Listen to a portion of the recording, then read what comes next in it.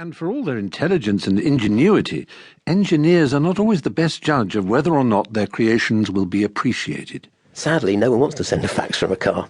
But what a wonderful technical success it was. It's easy to forget that not so very long ago, so-called mobile phones needed a briefcase to carry the battery. Car phones were the future, and walkabout phones the stuff of tomorrow's world. So, though British technology exists here and now for a true walkabout phone, the chances are very strong that it'll be our export customers who benefit long before we do. How wrong they were. Our story begins in America. Alexander Graham Bell is said to have made the first telephone call in 1895, but perhaps rather less well known and equally important in the history of the mobile phone is the happily named D.H. Ring, who in 1947 came up with the then rather radical idea of a cellular network, a clever way of using radio frequencies so that many more people could make calls. Doesn't it sound simple?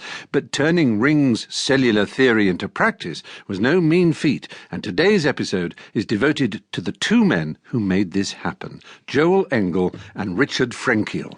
So the big deal with cellular was it wasn't so much a breakthrough in radio technology. The idea was to create these many, many small coverage areas called cells. And by doing that, you could take the channels that you got and reuse them many times in the same city. And by doing that, you could increase the power of a channel 100-fold. Frenkiel and Engel were working at Bell Laboratories, the research arm of the American telephone company AT&T, in the 60s, when cellular was just one of hundreds of possibly interesting theories that may or may not have merited further study. Richard Frenkiel remembers. One day I had a new boss, and he called me in and he said, we're reorganizing, and you can either move to Indianapolis or you can work on cellular systems. So I didn't want to move to Indianapolis. I knew nothing about radio, but that seemed like the better choice.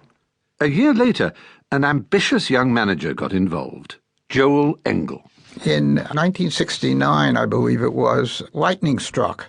The FCC essentially asked the question, if we allocated a large block of spectrum, what sort of advanced, more creative systems would you be proposing? And they sent this out to the industry. And our cellular system was really the only answer that they